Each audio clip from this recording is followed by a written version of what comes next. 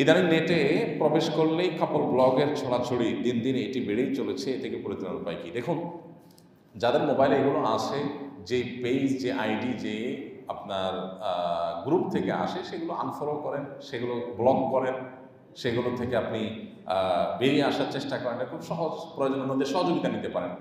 আর যারা এই ব্লগগুলো তৈরি করছেন, এরা হলো রীতিমতো একটা, বলা যেতে পারে, শতাব্দীর সবচেয়ে শ্রেষ্ঠ, সবচেয়ে বেশি বড় বেহায়া। কারণ এই শতাব্দীতে যত বেহায়াপনা হচ্ছে, এর ভিতরে এই বেহায়াপনাটা যাদের মধ্যে হচ্ছে, তাদের মধ্যে বেহায়াপনার বোধটুকু পর্যন্ত নেই। স্বামী স্ত্রীর একান্ত মুহূর্তগুলোকে ভিডিও করে করে মানুষকে দিচ্ছেন, আপনার বউকে মানুষ সামনে উপস্থাপন করছেন। কেন? কিছু ভিউ কামানোর জন্য, অ্যাডসেন্স করে কিছু পয়সা কামাই করবেন সেই জন্য। তো এতটুকু লজ্জা যার নাই, সে তার স্ত্রীকে মার্কেটে, সোশ্যাল মিডিয়াতে তার স্ত্রীর সৌন্দর্যকে সেল করছে কিছু টাকা কামাই করার জন্য। মানুষের চোখের ক্ষুধা মিটাচ্ছে, মানুষের চোখের চাহিদা মিটাচ্ছে। এটা মিটায় সে কিছু টাকা কামাই করছে, কিংবা কিছু ভিউ কামাচ্ছে, কিছু লাইক কমেন্ট কামাচ্ছে। তো এটা হলো নির্লজ্জতার চূড়ান্ত রূপ, সোজা কথা। যে সমস্ত ভাইরা এই সমস্ত কাজে লিপ্ত, আল্লাহ তাআলা তাদেরকে বোধোদয় যেন দান করেন। আমরা তাদের জন্য দোয়া করি, তাদের সুমতি যেন হয়। নিজের স্ত্রীর সাথে একান্ত মুহূর্ত অথবা ঘরোয়া মুহূর্ত, এই মুহূর্তগুলো বাহিরে শেয়ার করার ভিতরে কোনো পুরুষত্ব নেই, বরং সেখানে কাপুরুষত্ব আছে। এখানে কোনো ব্যাটাগিরি নেই, বরং সেখানে নির্লজ্জতা আছে। আমাদের এখন একটা ট্রেন্ড চালু হয়েছে যে ব্যক্তিগত বলতে কোনো কিছু নেই। এই ব্যক্তিগত বলতে কোনো কিছু নাই যারা বলেন, এরা বায়ু ত্যাগ করার সময় কি জোরে ছাড়েন কিনা, তারা সব ট্যাবু ভাঙতে চান, এই ট্যাবুও কি তারা ভাঙতে চান কিনা।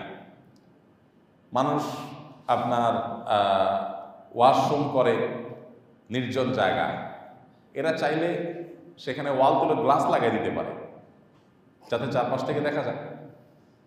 কারণ এই যে মানুষ ব্যক্তিগত কিছু কাজ লুকানোর চেষ্টা করে, এই চেষ্টাটা যদি দোষের হয়, তাহলে ওই ক্ষেত্রে গ্লাস লাগানো উচিত তাদের, তারা অন্তত শুরু করা দরকার।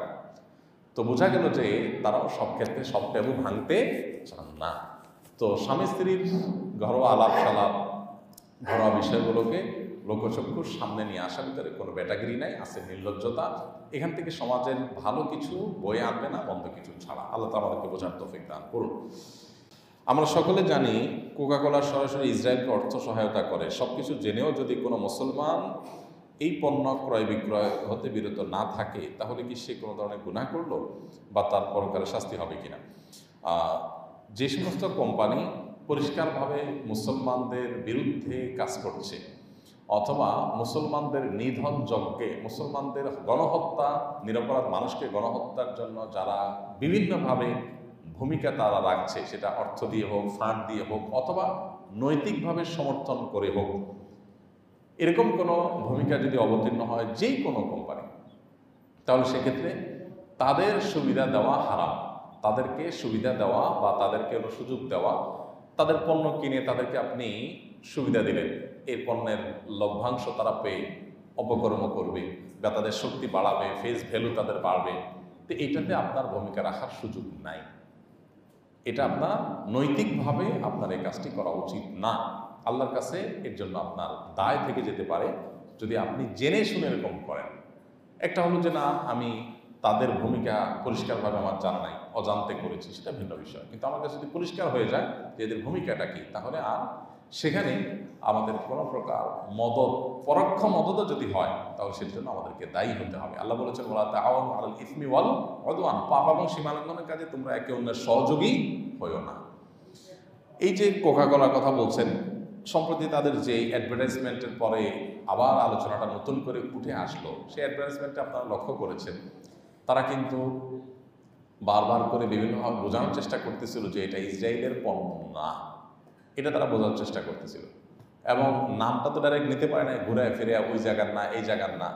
এখান থেকে বোঝা যায় যে মানে এই রাষ্ট্র কতটা অভিশপ্ত হলে, বা এই নাম কতটা অভিশপ্ত হলে এই নামটা পর্যন্ত মুখে তারা নিতে পারছে না। এখান থেকে পরিষ্কার হয়ে যায়। আরেকটা বিষয় পরিষ্কার হয়, তারা শুধুমাত্র যদি এইটুকু বলতো যে আমরা ফিলিস্তিনকে সমর্থন করি, আমরা ফিলিস্তিনের গণহত্যাকে সমর্থন করি না, এই কথাটুকু যদি বলতো, তাহলে তো কিল্লা ফতে হয়ে যেত।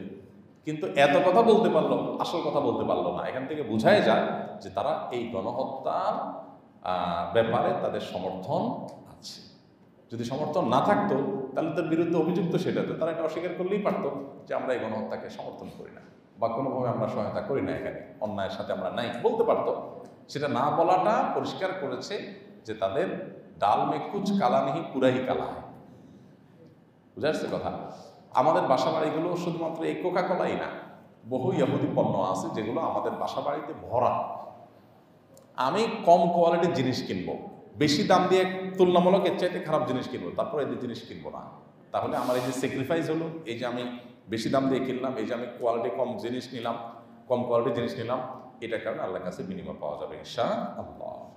ইদানিং গ্রামাঞ্চলে হাফ প্যান্ট পরা ছেলে অনেক দেখা যাচ্ছে, যদিও বয়সে তারা প্রাপ্তবয়স্ক।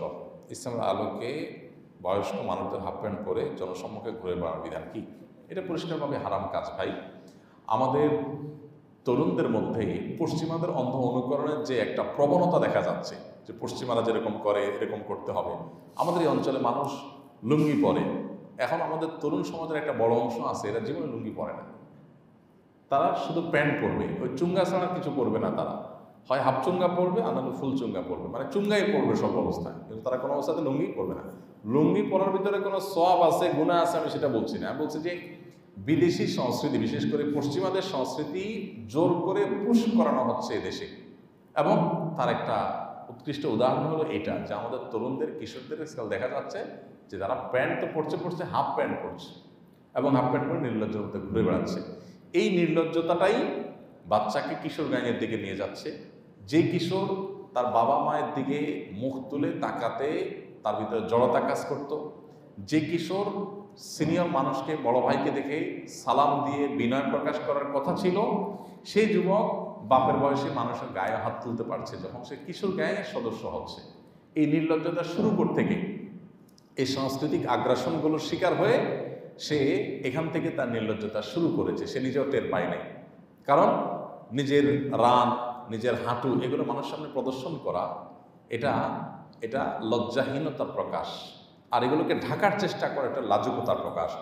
ওসমান বিন আফফান রাদিয়াল্লাহু তাআলা আনহু, ইসলামের তৃতীয় খলিফা, তিনি খুব লজ্জাশীল ছিলেন, এত লজ্জাশীল ছিলেন, এত লাজুক ছিলেন, এত জড়তা ছিল যে নবী করিম সাল্লাল্লাহু আলাইহি সাল্লামের সামনে বসা ছিলেন একদিন, তার পায়ের উপরে যে কাপড় ছিল সে কাপড়টা পায়ের যে হাঁটু এবং টাকনুর মাঝামাঝি যে গোছা, এই গোছার একটু উপরের দিকে উঠেছিল, হাঁটুর কাছাকাছিও যায় না, একটু উপরের দিকে উঠেছিল। তিনি লজ্জায় লাল হয়ে গেছেন, তাড়াতাড়ি করে কাপড়টা ঠিক করে দিয়েছেন। এটা বলে লজ্জাশীলতা। এখন এই কাপড় যদি হাফ প্যান্ট পরে ফেলতে পারে কেউ, তো কালকে ন্যাংটা হইতে কোনো অসুবিধা নেই, পরশু ন্যাংটি পড়তে কোনো অসুবিধা নেই। এটারও লজ্জাশীলতা কমে যাওয়ার একটা আলামত।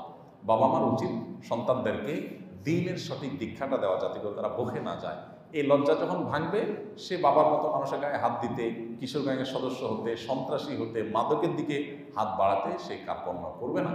তো এই জন্য সন্তানদেরকে ধ্বংসের হাত থেকে বাঁচাবার জন্য দ্বীনি শিক্ষা প্রত্যেকটা পরিবারে দেওয়ার এবং চর্চা করার কোনো বিকল্প নেই। আর না হলে ধ্বংস যখন চতুর্দিকে হবে, তখন আপনার পরিবারও ধ্বংসের দিকেই এগিয়ে যাবে।